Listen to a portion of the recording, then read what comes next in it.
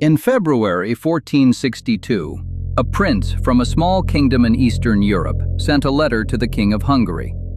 In it, he reported a number: 23,884 heads. Not estimated, counted. The letter still exists. It is signed, Dracula.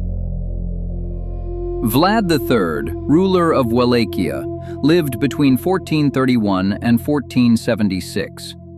The territory he ruled covered roughly the south of modern Romania. It was small, it was poor, and it was caught between two empires that wanted to swallow it whole. To the west, the Kingdom of Hungary. To the south, the Ottoman Empire, fresh from the conquest of Constantinople in 1453. His father was Vlad II, called Dracula. The name came from a knightly order created to defend Christian Europe against the Ottoman advance. Dracula meant the dragon. His son inherited the name. In Old Romanian, Draculaea meant the son of the dragon. That is where the name comes from. Not from a novel, not from a vampire. From an order of knights, and a man who signed his own letters with it. In 1442, when Vlad was 11 years old, he and his younger brother Radu were handed over to the Ottoman court. They were hostages. Their father had to prove his loyalty to the Sultan. If he stepped out of line, the boys would die.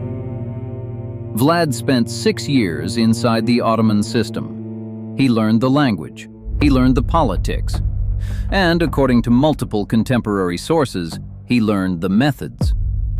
Impalement was already an established Ottoman punishment. Hungarians used it too. Vlad watched, Vlad remembered. In 1447, news arrived from home. His father had been killed. His older brother Mircea had been buried alive. Both at the orders of a Hungarian commander named John Hunyadi. Vlad was 16. When he finally took the throne of Wallachia for the second time in 1456, the first thing he did was hold a feast. He invited the noblemen, the boyars, who had been involved in his family's killings.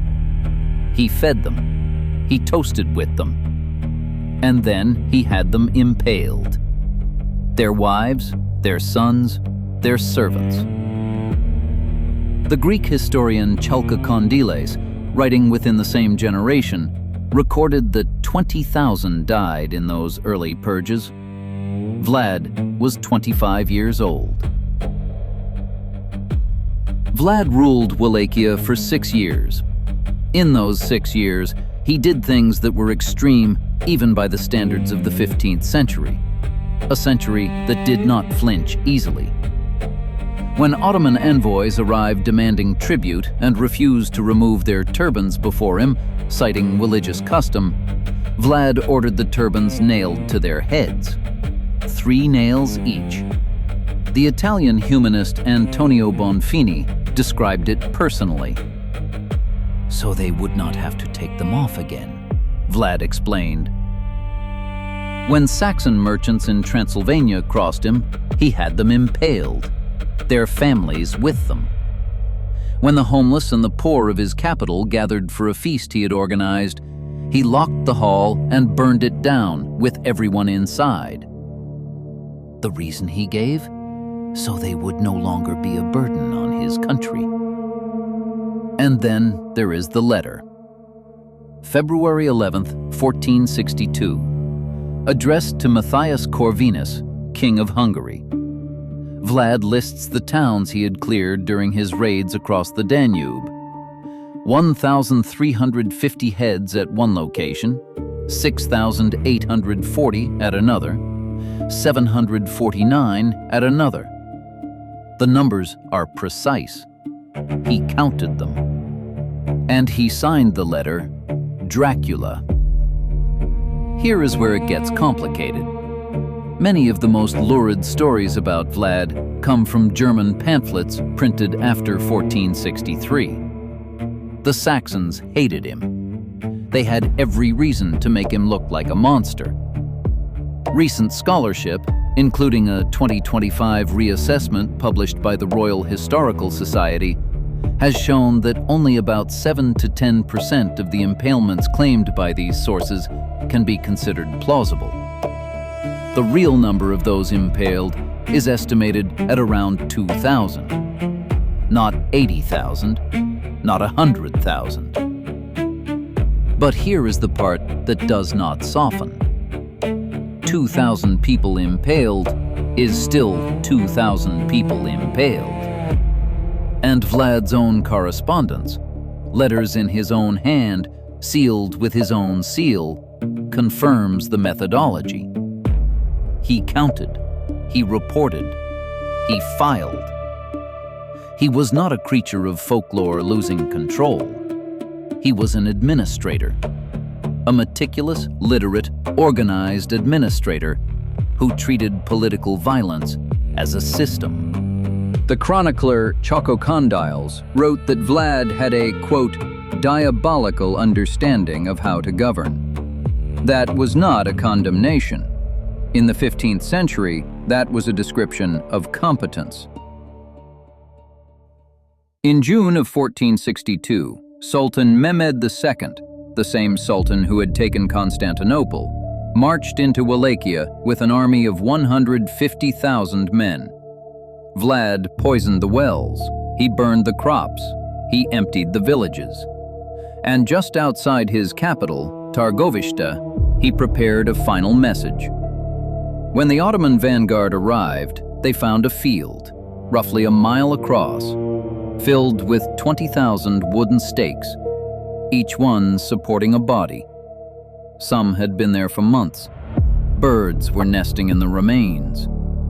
On the tallest stake, with his arms and legs cut off before death, was Hamza Pasha, the Ottoman commander who had been sent to capture Vlad the year before.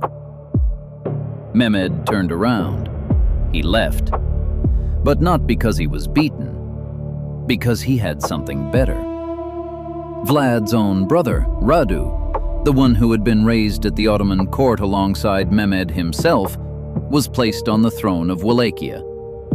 The Wallachian nobles, exhausted by Vlad's purges, switched sides.